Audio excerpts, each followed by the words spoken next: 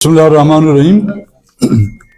मोअज़्ज़ज़ साफ़ी हज़रात, Quetta press club के अरकान, इससे पहले कि मैं अपनी बातों का इफ्तिताह करूं, सबसे पहले कोयटा प्रेस क्लब के नौमुंतखब सदर इरफान साहब और उनके सेक्रेटरी जनरल अयूब तरीन को बमाए उनकी काबीना के मुबारकबाद पेश करता हूं अपनी तरफ से, अपनी पार्टी की तरफ से।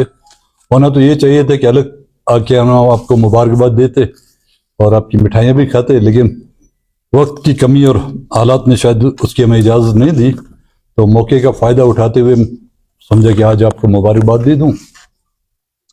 मोअज़्ज़ज़ साफ़ी हज़रात, कल बलूचिस्तान नेशनल पार्टी बरोज़ 18 अप्रैल को बलूचिस्तान नेशनल पार्टी की मरकज़ी काबीना का इजलास हुआ और उसमें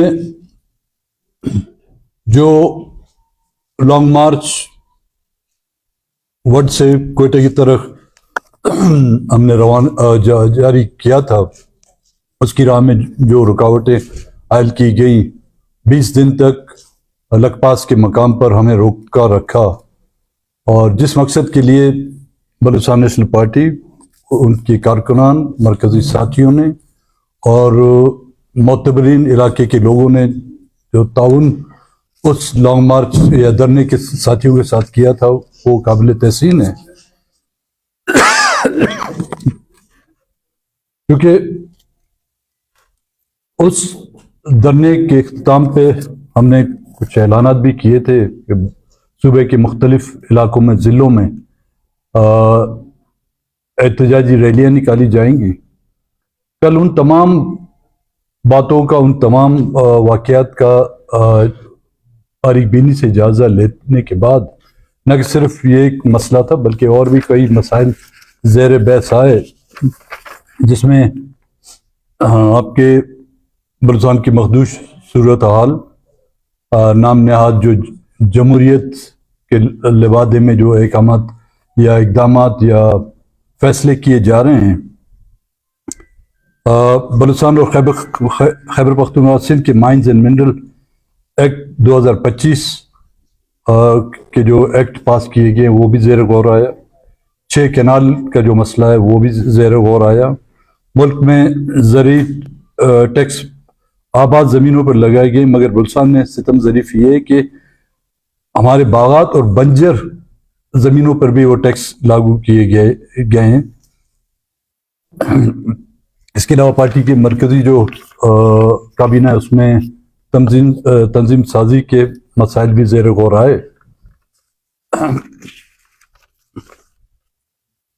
लॉन्ग मार्च जो 28 मार्च को हमने वड से जिसका इफ्तिताह किया था, और मैं उस तफसील में नहीं जाऊंगा कि किस तरह, क्योंकि कई बार आप प्रेस क्लब के दोस्तों के साथ लकपास के मकाम पर उसकी तफसील हमने बयान की कि किस तरीके से हमें रोका गया, कौन कौन सी जो रुकावटें हमारे सामने लाई गई, उसके बावजूद जिस अंदाज में लोगों की उसमें शिरकत और 20 दिन तक सर्दी, गर्मी, ईद का दिन, कई जुम्मे भी हमने वहाँ पर गुजारे, उसके बावजूद लोगों का इस अंदाज में उसमें शिरकत करना मेरे ख्याल में खुद हमारी उस मौक़िफ़ की तायद और हमारी कामयाबी की दलील देता है।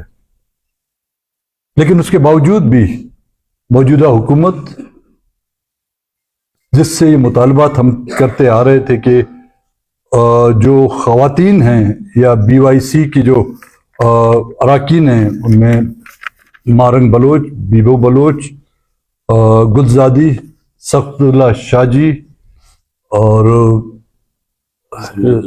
समीद्दीन माऊ तो रिया हो गई, जो बीबर बलोच, हमारे BNP के जो कारकुन हैं मास्टर अब्दुल हलीम, और कई सियासी कारकुनों को जो है 3 MPO के तहत पाबंद सलासल किया गया है। मारवाए कानून उनकी गिरफ्तारी की जो अमल में लाई गई है। मामला फिर गया अदालतों में। हमारी लीगल टीम भी अदालतों में पहुंची और आपने खुद देखा होगा, आपकी जो मीडिया की जो टीम है उन्होंने भी उस فیصلوں کا جائزہ لیا ہوگا. مارن کی پٹیشنر جو تھی اس کیس میں اس کی بہن تھی نادیہ بلوچ، جس نے 22 مارچ کو 24 مارچ کو انہوں نے پٹیشن داخل کی، اور ایک ہی پیشی اس کی ہوتی ہے، ہیئرنگ ہوتی ہے 10 اپریل کو. اس میں جو بینچ نمبر 1 وہ ان سے ایفیڈیوٹ کا مطالبہ کرتی ہے کہ ایک ایفیڈیوٹ لکھ کر آپ لائیں، تو اس کے بعد جو ہے ہم اس کارروائی کو آگے لائیں گے. باوجود اس کے کہ انہوں نے ان کے وکلاؤں نے ان سے جا کے وہ ایفیڈیوٹ بھی سائن کرایا، اور وہ فیصلہ جو محفوظ تھا غیر محفوظوں کے ہاتھوں جب چلا گیا، 4 دن کے بعد جب اس کی فیصلہ سنایا گیا، پھر گیند ایک بار پھر ہوم ڈپارٹمنٹ کی طرف پھینکی گئی. اسی نوعیت کا ایک دوسرا کیس جو بینچ نمبر 2 میں دائر کیا گیا تھا، کھانسی کا کیا نام تھا؟ نہیں وہ جو کھانسی تھے، رؤف قاسم کے 2 بیٹے تھے، ان پر بھی ایلیگیشن یہی تھی کہ 3 MPO کے تحت BOIC کے ممبران کے ساتھ انہوں نے تعاون کیا یا ان کو پناہ دیے. بینچ نمبر 2 اس MPO کو 3 MPO کو جو خارج کرتی ہے. ایک ہی بلڈنگ، 2 مختلف کمرے، ایک میں چیف جسٹس بیٹھے ہوئے، دوسرے جج بیٹھے ہوئے، سیم ایلیگیشن، ایک ہی نوعیت کا کیس، لیکن ایک میں جو ہے ریلیف ملتا ہے، دوسرے میں ریلیف نہیں ملتا. تو یہ اس عدالتی نظام پر جو ایک سیاہ دبا ہے. اور اس کے باوجود جو دوسرے ہمارے کارکنان تھے جن کو 70-71 کے قریب تھے، جن کو 100 کے قریب، 70 ہمارے ہیں، باقی دوسری پارٹیوں سے ہیں، ان پر بھی 3 MPO کے تحت کیس لگائے گئے تھے. اور کل جب اس کی ہیئرنگ ہوئی بینچ نمبر 1 کے سامنے، تو ہمارے وکلاؤں نے، ساجد ترین، ہمارے جو جواد صاحب ہیں، انہوں نے جب اس پر آرگیو کیا، اور کورٹ کے سامنے، ججز کے سامنے اور کوئی دلیل تھی نہیں، تو یہی کیس انہوں نے بینچ نمبر 2 کی طرف بھجوا دیا ہے. اب یہ جگ ہسائی سے تو بات بہت آگے جا چکی ہے. عدالتیں میں جب انصاف مہیا نہیں ہوگا، عدالتیں بھی نالے کی اس طرف دیکھتی رہیں گی، تو لوگوں کے پاس اور کوئی چارہ ہے ہی نہیں کہ وہ مزاحمت کی سیاست کریں. جب انصاف کے تمام تقاضے بند کیے جاتے ہیں، جب انصاف کے تمام دروازے بند کیے جاتے ہیں، تو لوگ مزاحمت کے مختلف ٹولز جو استعمال کرتے ہیں. آج بلوچستان میں جو کچھ ہو رہا ہے، ہم سمجھتے ہیں چاہے وہ انسرجنسی ہے، چاہے یہاں پر مسنگ پرسنس کا معاملہ ہے، چاہے یہاں پر ماروے آئین گرفتاریاں ہیں، مسخ شدہ لاشیں ہیں، یا یہاں پر ان کی آڑ میں یہاں پر فارم 47 کے تحت جو حکومتیں قائم کی گئی ہیں، ان تمام کا مقصد یہاں کے وسائل کو لوٹنا، یہاں کے سائل پر قبضہ کرنا. اور اس کی واضح مثال یہ ہے کہ 5 منٹ کے اندر مائنز اینڈ منرل ایکٹ جو ہے بلوچستان اسمبلی سے پاس کیا جاتا ہے. پولیٹیکل پارٹی کے اکابرین کو معلوم ہی نہیں، ان کی سیاسی قیادت کو معلوم نہیں کہ یہ ایکٹ کیا ہے، لیکن اس ایکٹ کو پاس کیا جاتا ہے. وہی ایکٹ جو ہے آج خیبر پختونخوا کی اسمبلیوں میں جو زیر بحث ہے، کئی دنوں سے زیر بحث چلا آ رہا ہے، کیونکہ وہاں پر منتخب اراکین ہیں، وہ لوگ جو منتخب ہو کے آئے ہیں. یہاں پر ایسے لوگوں کو، ایسی قوتوں نے ان کو منتخب کر کے لایا ہے جو ان کی ڈگڈگی پر ناچ اور گانے بجاتے ہیں.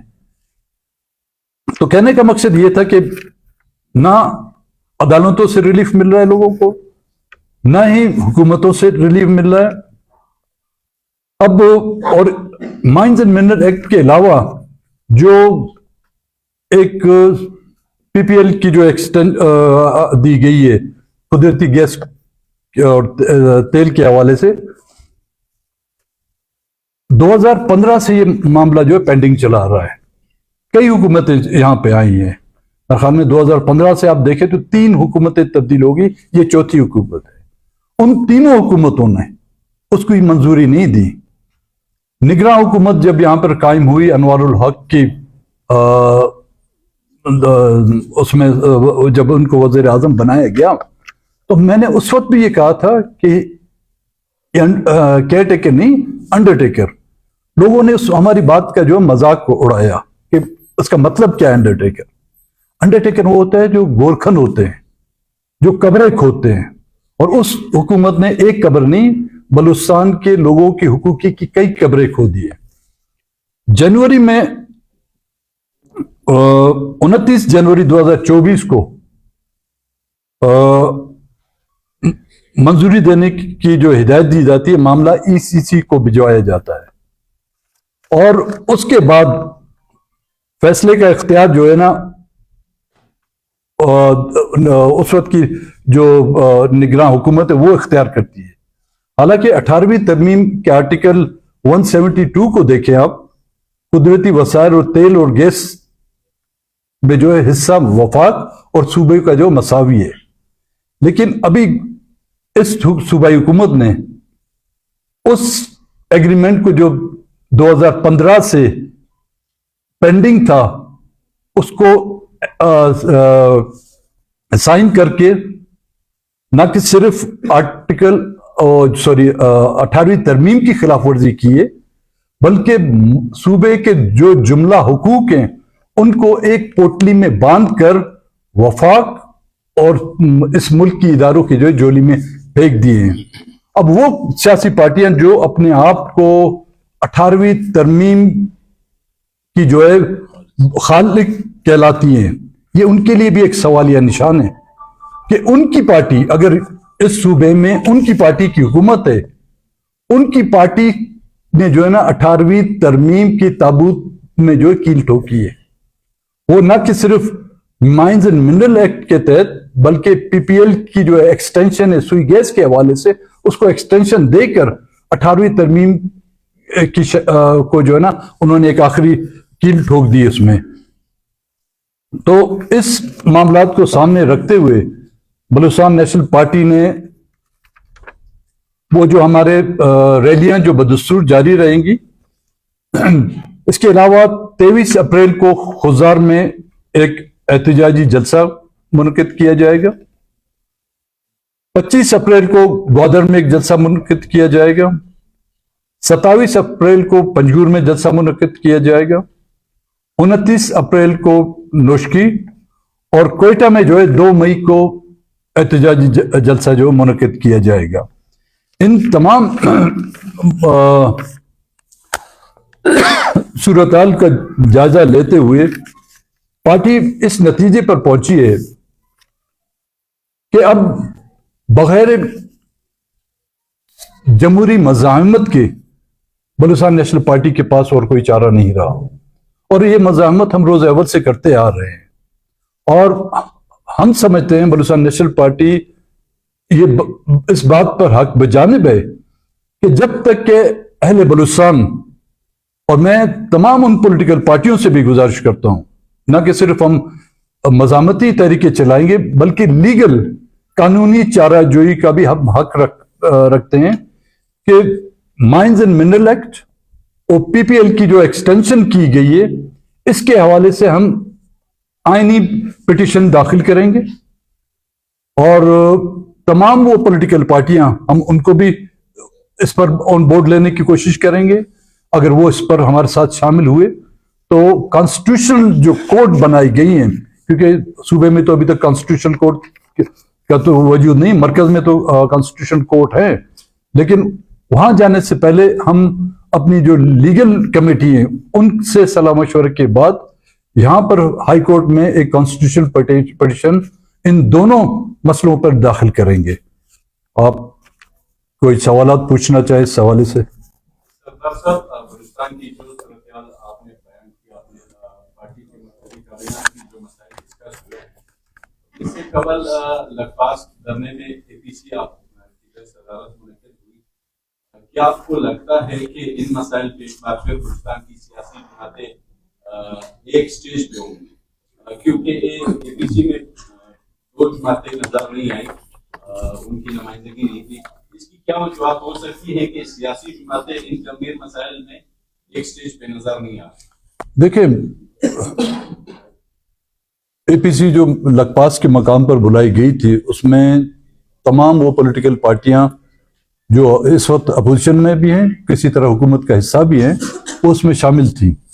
اور اب جو قانونی چارہ جوئی کے لیے ہم لوگ جا رہے ہیں، اس کے حوالے سے ان کو دعوت دی بھی جائے گی، ان سے رابطے بھی کیے جائیں گے، اور جو آنا چاہے ہم ان کو موسٹ ویلکم کریں گے. اگر کوئی نہیں آنا چاہتا ہے تو زور زبردستی ہم ان کو نہیں لا سکیں گے.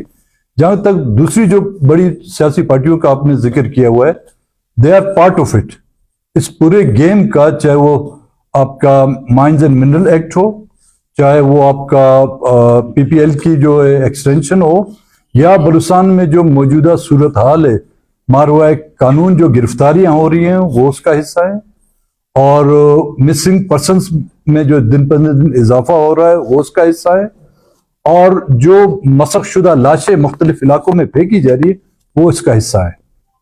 جمعیت علماء اسلام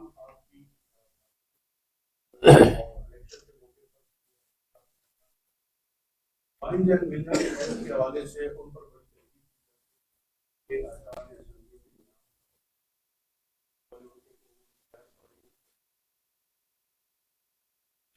کہتے ہیں تمام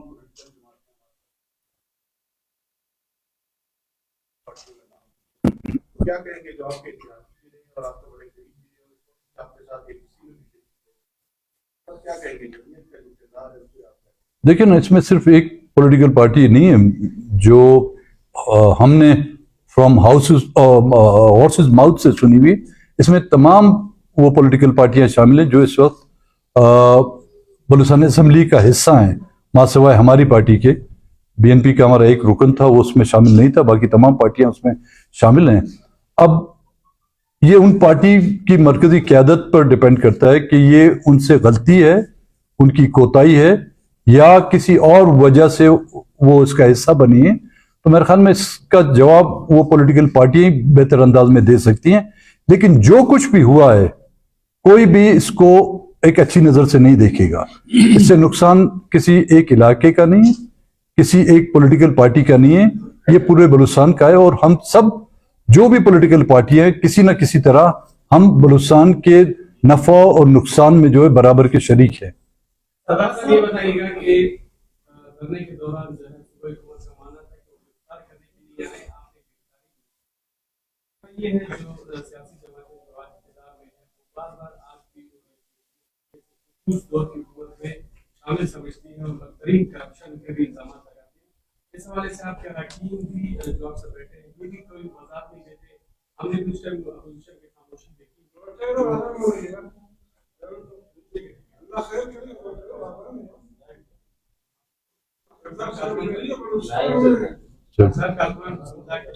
اور ٹھیر نہیں ہمارا نہیں جی. اس جو بیٹی کو جو ہے اس دور سے جوڑا جاتا ہے، اس کی ہم صفائی نہیں دیتے اور اس کے مراکین جو سے بیٹھے ہیں کہ خاموشی کیوں نہیں دیکھی جو اپوزیشن اس کے حوالے سے ہم کو بار بار جوڑا جاتا ہے کہ اس دور پہ اس طرح کو دوبارہ قرار دیا جائے. دیکھیں، جو پہلا سوال ہے آپ کا ہماری گرفتاری کا، تو اس سے بہتر گرفتاری کا موقع کیا ہم اس کو دیں گے کہ ان کے سامنے بیٹھے ہوئے. ان کو شوق پورا کرنا ہے، کر لیں پورا. میں کوئٹے میں موجود ہوں، پہلے تو لکپاس میں تھا، شاید ان کی 4x4 گاڑی جو ہے وہاں پہ چڑھنے میں ان کو تکلیف یا دشواری ہو رہی تھی. اب تو ایک سائیکل پہ بھی آ کے یہاں سے پریس کلب سے نہ سی ایم ہاؤس اتنا دور ہے، نہ گورنرز ہاؤس، نہ سیکریٹریٹ اتنی دور ہے، وہ اپنا شوق پورا کر سکتے ہیں. جہاں تک قدوس کے دور میں کرپشن کے الزامات لگائے جا رہے ہیں، ہم قدوس دور حکومت میں ہم نے جام صاحب کے خلاف جو نو کانفیڈنس موشن جو موو کیا تھا اس میں ہم برابر شریک تھے، اس میں کوئی شک نہیں. لیکن قدوس جب چیف منسٹر بنا تو اس کو منتخب کرنے میں ہمارا ایک ووٹ بھی استعمال نہیں ہوا ہے. پی ایس ڈی پی جو ہر ایک صوبائی ممبر کا حق بنتا ہے، لیکن یہ بدقسمتی ہے کہ یہاں پر اپوزیشن کا وہ حق ہمیشہ مارا جاتا ہے.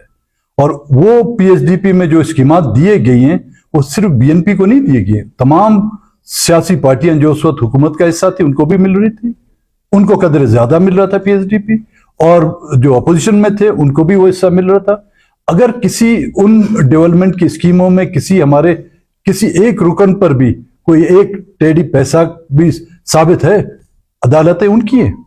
3 MPO کے تحت وہ گرفتار کر سکتے ہیں, نیب کے تحت بھی وہ ہمیں گرفتار کر سکتے ہیں. اگر ہوتا تو وہ ہمارے چاچے یا مامے نہیں لگتے جو ہمیں بخش دیا جاتا.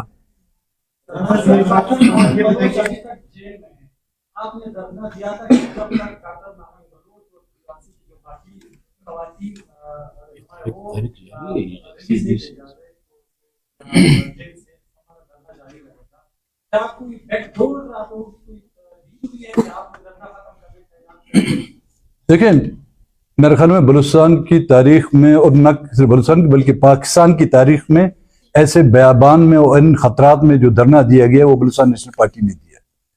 باقی جو دھرنے تھے وہ دن کو لوگوں میں ہوتے تھے, رات کو جو گھروں میں آرام, بستروں پہ آرام کرتے تھے, اور ڈرائنگ روموں میں جو ان کی محفلیں سجتی تھی. یہ واحد دھرنا ہے جو سنگلاخ پہاڑوں کے دامن میں قائم رہا 20 دن پر. خطرات بھی تھے, حملے بھی ہوئے ہم پر, اور روزانہ ایک نہ ایک نئے خودکش حملے کی جو ہے ہمارے پاس تصویر بھیجی جاتی تھی. اس کی پرواہ کیے بغیر بھی ہم نے 20 دن وہ دھرنا قائم رکھا. اور جس دن ہم نے دھرنے کا اختتام کیا, ہم نے کہا دھرنے کو ہم ختم کرتے ہیں لیکن ہماری تحریک جاری رہے گی, اور وہ تحریک احتجاجی ریلیوں میں. اور آج جو جلسے کا نام ہم نے دیا ہوا ہے وہ کس کے خلاف ہم کر رہے ہیں؟ اسی ریاست کے اداروں, صوبائی حکومت کے ان اقدامات کے خلاف کر رہے ہیں. اگر بیک ڈور آپ کہتے ہیں کوئی ڈیل ہوئی ہے تو پھر آج یہاں پر نہ اس کی صوبائی حکومت کو سناتے, نہ ہی ان کے جنرلوں کو سناتے, نہ ہی ان کے بریگیڈیئر کو سناتے.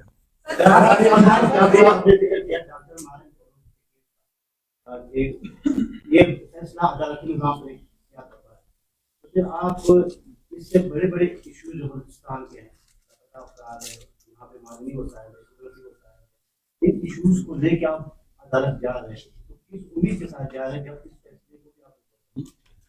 دیکھیں, 3 MPO کے تحت تو اس میں کوئی شک نہیں کہ جو فیصلہ ہوا ہے عدالت کا وہ صحیح دبا ہے, لیکن ہم اپنے کانسٹیٹیوشنل رائٹ سے تو دستبردار نہیں ہوتے. اگر عدالت دبے کے بجائے اپنا منہ کالا کرنا چاہتی ہے وہ پھر ہم فیصلہ جو اس کے ہاتھ میں دیں گے. سردار صاحب, آپ نے قومی اسمبلی کے جو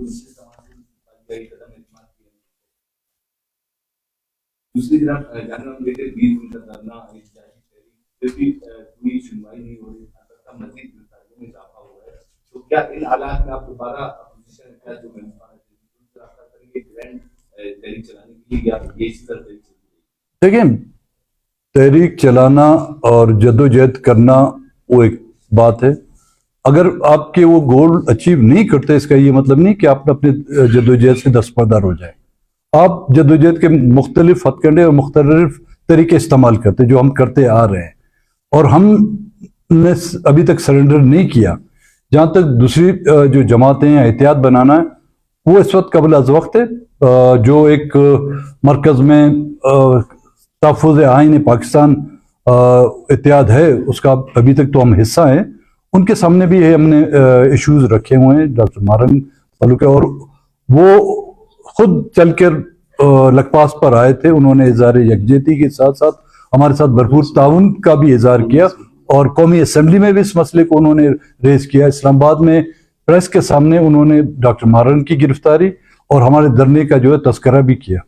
میڈم, الزام لگایا جا رہا ہے آپ پر کہ آپ کی جو سیاست تھی وہ کہیں آپ کو ختم ہونے کا خدشہ تھا, جس میں آپ نے محرم کا سہارا لیا اور ایک احتجاج کی صورت میں شہر سبزیوں کی زینت بنتے رہے. دوسرا الزام آپ پر یہ لگایا جا رہا ہے کہ آپ کے دھرنے کی وجہ سے 2 مرتبہ پولیس پر اٹیک بھی ہوئے ہیں. الزامات کو کیسے دیکھتے ہیں؟ بھی الزامات آج کے نہیں ہیں. 2006 میں جب نواب اکبر خان بگٹی کی شہادت ہوئی تھی, ہم نے پارلیمنٹ سے استعفے دیے. اس وقت بھی الزام لگایا جا رہا تھا کہ یہ اپنی سیاست کو چمکانے کے لیے کیا جا رہا ہے.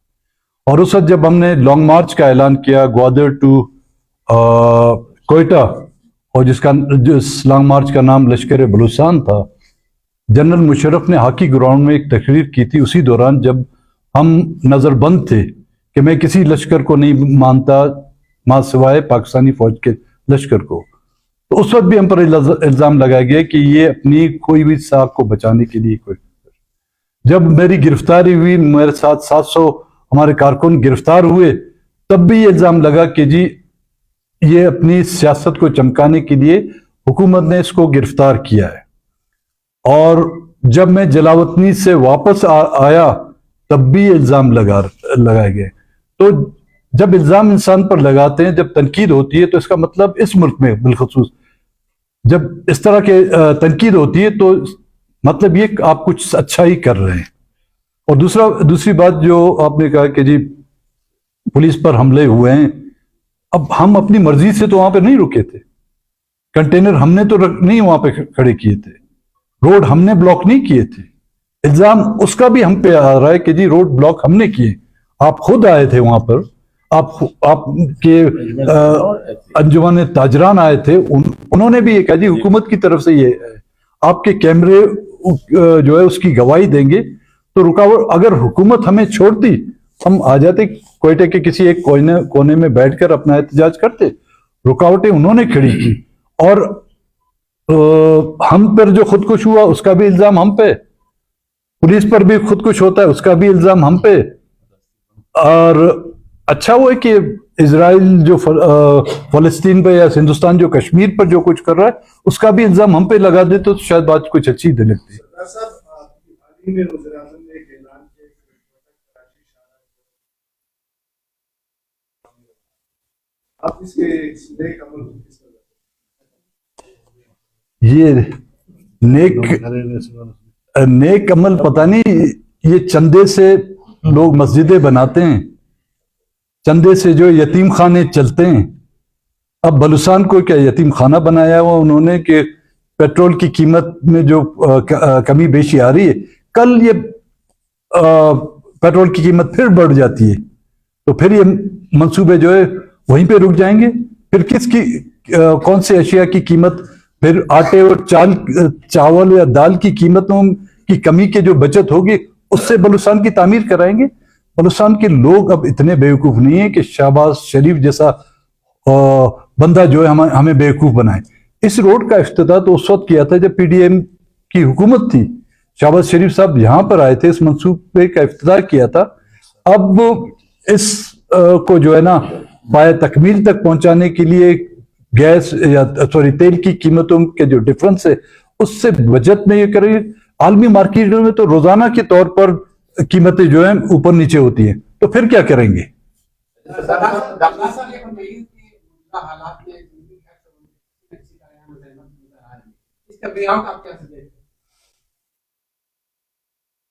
वे आउट सुना कि हम लोग थक चुके हैं, लेकिन उनको समझने के बजाय वो बलूचिस्तान के मसले का हल निकालने के बजाय वो हर कोई सुल्तान राई बना बैठा है, मौला जट बना बैठा है और बलूचिस्तान के लोगों को धमकियां दी जा रही हैं।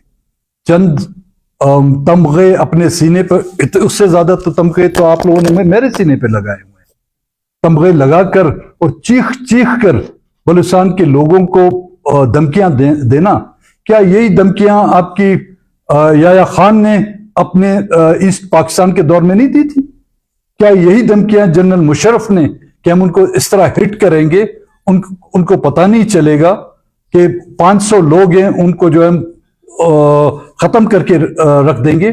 लेकिन आज तो खुद वो एडमिट कर रहे हैं अपनी फिगर्स, वो 500 से 1500 तो हो गए। वो क्यों हुए 1500? उनके रवैये की वजह से, उनकी जुल्म और ज्यादतियों की वजह से। वो इंसर्जेंसी जो कभी एक जिले चंद इलाकों में थी, आज पूरे बलूचिस्तान में फैल चुकी है। अगर यही रवैया रहा, बलूचिस्तान का मसला हल तो नहीं होगा, ना ही ये खत्म होगा, बल्कि इसमें और पेचीदगियां आएंगी। यहां पर जब तक कि वो माइंडसेट चेंज नहीं किया गया है, जब तक कि बलूचिस्तान को इस मुल्क का एक हिस्सा तस्लीम नहीं किया गया है, बलूचिस्तान के लोगों के साथ नौआबादियती तर्ज जो हुक्मरानी है वो खत्म नहीं किया गया है, बलूचिस्तान का मसला हल नहीं होगा। रियासत के इदारे یہاں پر آنے والی حکومتیں چاہے جو بھی حکومت ہو آئی ہے وہ ریاستی اداروں کی ڈکٹیشن پر چلتی ہیں. یہاں پر ایک زمانہ تھا کہ سیکٹر کمانڈر کو ہیڈ ماسٹر کہا جاتا تھا, آپ لوگوں کو یاد ہے؟ سیکٹر کمانڈر کو ہیڈ ماسٹر, آج وزیر اعلیٰ اس کو باس کہتا ہے. کتنی ترقی ہوگی ملک میں, صوبے میں, کہ وہ ہیڈ ماسٹر اب جو ہے ان کا باس بن گیا ہے. 18 گریڈ کا ایک آفیسر جب وزیر اعلیٰ اس کو اپنا باس کہے تو اس ملک کی بدقسمتی نہیں؟ تو اس کا مطلب سیکریٹریٹ میں بیٹھے ہوئے اسسٹنٹ کمشنر سے لے کے ڈپٹی کمشنر وہ تو اس کے باس ہوئے, کمشنر تو اس کا مائی باپ ہوا, چیف سیکرٹری تو پتہ نہیں کیا ہوتا ہے. تو کہنے کا مقصد یہ کہ بلوچستان کے مسائل جب تک کہ انہوں نے جی ایچ کیو سے پولیٹیکل طریقے سے اپنے پاس نہیں رکھے, اور وہ ایک جینیون اور پولیٹیکل مسئلہ ہے. بلوچستان کے مسئلے کو فوج کشی اور بموں توپوں سے حل کرنے کی کوشش کی جائے گی, یہ مسئلہ اتنا طول پکڑے گا تو پھر شاید بلوچستان کے لوگ, ہمیں دوسرے علاقوں میں ویزا کی ضرورت ہوگی اور دوسرے علاقوں کو بلوچستان میں آنے کے لیے ویزے کی ضرورت ہے. آپ یہ دیکھیں جب آپ کے احتجاج پر بیٹھے ہوئے تھے, آپ کے اپنے بلوچستان کے جو ایم پیز ہیں یا لوگ ہیں انہوں نے آپ کے متعلق بہت کچھ کہا, تو آپ دوسروں کو الزام لگا رہے ہیں. تو آپ یہ بتائیں جب آپ کے بلوچستان کے منتخب نمائندے ہیں وہ اس قسم کے الفاظ استعمال کرتے ہیں تو اس کے بارے میں کیا کہیں؟ دیکھیں ان کی قیادت میرے بارے میں کچھ کہتی تو ان کو میں جواب دے سکوں, ان کو میں لائق نہیں سمجھتا, قابل نہیں سمجھ کے ان کو جواب دیں. فارم 47 سے آئے ہوئے کو کوئی ہمارے پاس کاش فارم 47 والا ہوتا تو اس کو جواب دے سکتا. Thank you G.